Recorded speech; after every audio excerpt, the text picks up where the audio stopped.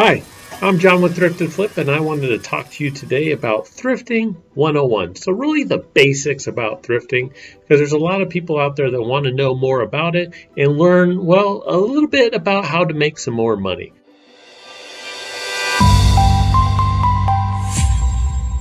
So I just want to tell you that anybody could do this. You could go to garage sales, thrift stores. You can even find stuff on Facebook Marketplace to purchase and flip online. You can even start with the stuff that you have around your home right now that you want to sell just because you want to make some extra income. You could do all of those things. So how much money will you make doing this? Well, it's really up to you. It just depends upon if you want to do it part-time or if you like to do it full-time. If you want to do it part-time, it really just depends upon how much effort you put into it. And the same holds true for the full-time aspect of it. There's quite a few resellers out there that are making this their full-time job, making over 6 figures. You can even see some of those resellers that are on YouTube as well. One would be like Osborne the Thrift. He makes a killing at what he does, and he's a one-man show doing everything. I'm doing it part-time, and that's how I like to do it. But maybe in the future, it might be a full-time thing. Who knows? We'll see. So what are you going to need to actually do the thrifting? It's pretty simple, really. You're going to need a phone. This is going to help you to do the listing. You can do the comping. So when you're out there, looking, sourcing for things, you can see how much things are worth. This thing is really probably the biggest tool that you're going to need when you're going out there to thrift. You're going to need money because you're going to have to purchase items unless you're just, selling the stuff that you have around your home. But you're going to need some cash if you're going out there to do some sourcing, whether it's at the garage sale, thrift stores, or what have you. You're going to have a place to store the items. Most people don't think about that, but once you buy it, it might not sell right away, and you're going to have some sort of storage system so that you can house all those things that you've purchased. You're going to need, when you sell the item, you're going to have to be able to pack it. So you're going to need some sort of boxes, maybe bubble wrap. We use a lot of fill paper to make it so that the items aren't moving around in the boxes, and obviously tape and things like that. And then you're also going to need some sort of bookkeeping, right? Because if you sell over $600 per year, all that is going to be recorded to the tax man at the end of the year.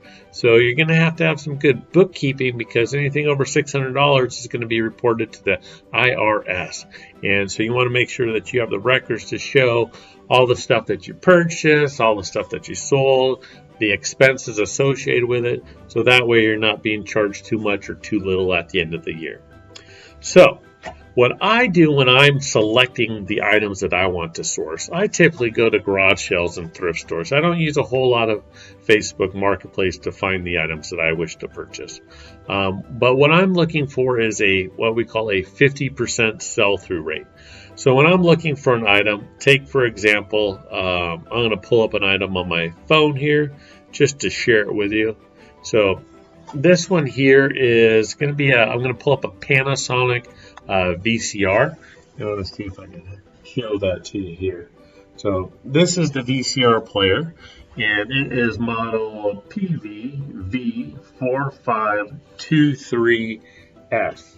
Now I have that one listed. I actually sold that one for the $54.99. But let's say I went to a store and I found this item for sale, and let's say it was on sale for usually those go for about $7 to $10 for a VCR, at least around in my neighborhood. So if I'm looking for that unit, what I'm going to do is I'm going to search, and then I'm going to type in the model number, and it's going to bring up all the VCRs of that model number. And on here it says there's 40 of them available. I don't know if you can see that down here. It says there's 40. And then once I have that, I'm going to filter it, and I'm going to select all the ones that are actually sold. And it says there's 64 that have been sold. So if there's 40 of them that are for sale, but 64 of them have sold, That's an over 100% sell-through rate. What's that, 150%? That's huge. That is a great buy if you're able to buy it at the right price.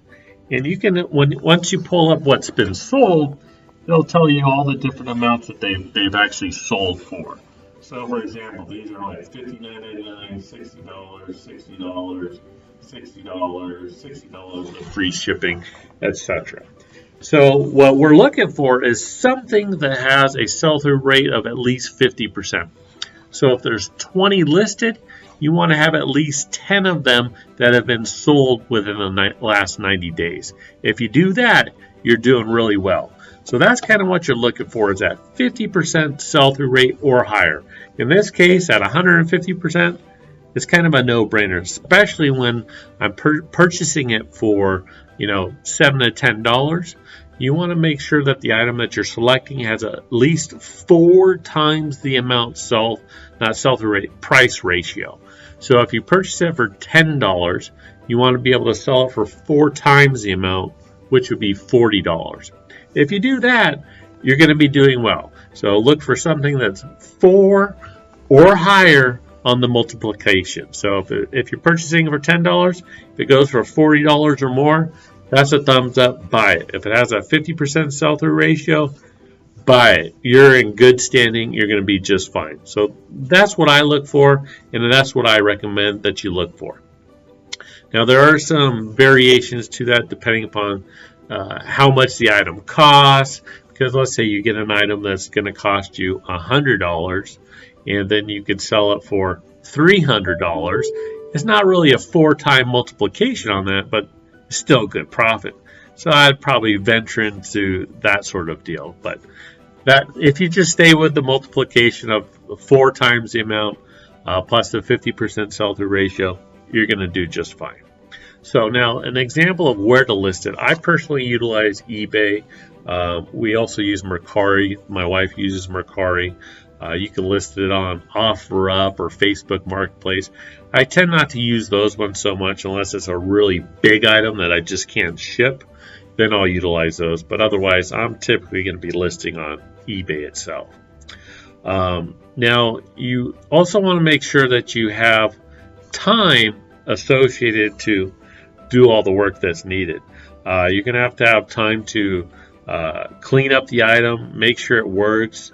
You're going to list any defects that might be there, and then you're going to also want to price it competitively. So try and aim for that 4 times amount when you're doing so. You're going to have the place to store it, and you're going to want to try and be organized. I recommend having some sort of bin system. So if you're doing a lot of items, you can put, like, let's say I have this phone, I list it, and on the listing down in the description, you could put, let's say it's in bin A, bin B, bin C. So you have different bins. So if I list it bin A, I then go put it in the bin A. That way when it sells, I can pull it up, see where the item is, and then go to bin A and pull it out. Because once you got a whole bunch of stuff listed, you're going to forget where stuff's at. It happens to me all the time, but as long as it's in the bin and it's written right there, I know where to find it. It's going to make your life a whole lot easier. So all it comes down to is really 4 things. Number 1, sourcing. Got to be able to source the products that you want to list. That goes to the second one, listing. Got to list those products. Got to take the time to actually list everything that you've sourced, because if it's not listed, you're not going to be able to sell it. Then you got USPS, UPS, shipping, right? Got to be able to ship the product so that the people can actually get it. And then the last thing is tracking. Got to be able to track everything you've done, because remember, if you're over $600 in sales, it's going to be reported to the IRS, and you have to be able to track everything that you've done, all the expenses, and all the money that you've made for the year. So with that in mind, if you do have any questions, please leave those in the comments below. I'd love to answer any questions that you might have. If you've enjoyed this type of video, give it a thumbs up, like it, and if you haven't already, please do me a favor and subscribe. I love to see you here, love to give you more content like this, and love to show you what kind of finds that I've been making out there on a day-to-day basis. Well, that's all I got for today. I hope you've enjoyed the video. We'll see you on the next one. Bye.